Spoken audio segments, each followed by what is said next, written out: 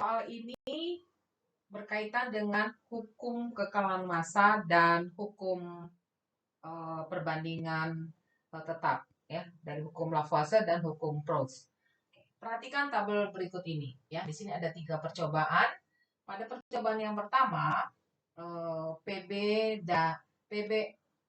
dan S yang direaksikan, ya, itu 10, yang S 1,6. Nah, menghasilkan PBS 11,6. Nah, percobaan kedua, PB-nya 15, S-nya 15, hasil reaksi PBS 17,4. Nah, percobaan yang ketiga, PB-nya 30, S-nya 4,8. Nah, PBS yang dihasilkan 34,8. Nah, kamu bisa lihat dari percobaan yang pertama dan yang ketiga, ya, massa zat sebelum reaksi PB dan S ini 10 1,6. Sesudah reaksi 11,6. Ya, massa sebelum dan sesudah reaksi sama, terus kemudian ya 11,6 11,6. Berarti di sini PB dan S yang direaksikan itu semuanya bereaksi menghasilkan PBS. Di percobaan ketiga, PB-nya 30 gram, S-nya 4,8 gram. Nah, 30 tambah 4,8, 34,8. Setelah reaksi, ya, PBS yang dihasilkan 34,8. Nah, ini menunjukkan bahwa PB dan S yang direaksikan itu semua bereaksi, tidak ada yang sisa. Ya, itu hukum Lavoisier. Nah, yang kedua, ya, pada percobaan kedua, PB yang direaksikan 15, S yang direaksikan 15. Hasil reaksinya 17,4. Ya, sebelum reaksi ini 15 tambah 15 30. Sesudah reaksi, ya, PBS yang dihasilkan 17,4. Ya. Nah, berarti di sini ada yang sisa. Ya, kita nggak tahu sisanya yang mana, PB atau S. Oke. Nah, pertanyaannya, jika massa PB yang digunakan 25 gram, berapa massa S yang diperlukan? Oke. Nah,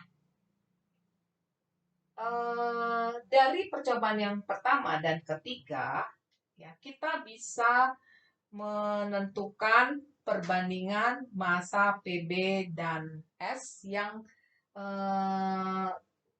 ada di senyawa PBS. Oke, ya. Ingat hukum Proust. Oke, jadi kamu cari ya massa PB banding massa S, ya. Nah, dalam senyawa ya, PBS, ya. Ini penerapan dari hukum Proust. PB-nya berapa? 10 banding 1,6. Nah, ini kecil, kita buat jadi angkanya bulat dan sederhana. Oke, ini 116 dikecilin bagi 4 ya.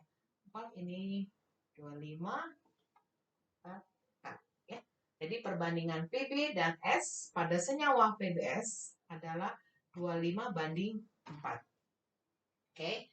Nah, sekarang kamu lihat ya, PB yang digunakan ya 25 gram, maka massa S yang diperlukan, nah kita lihat ya, 4 gram.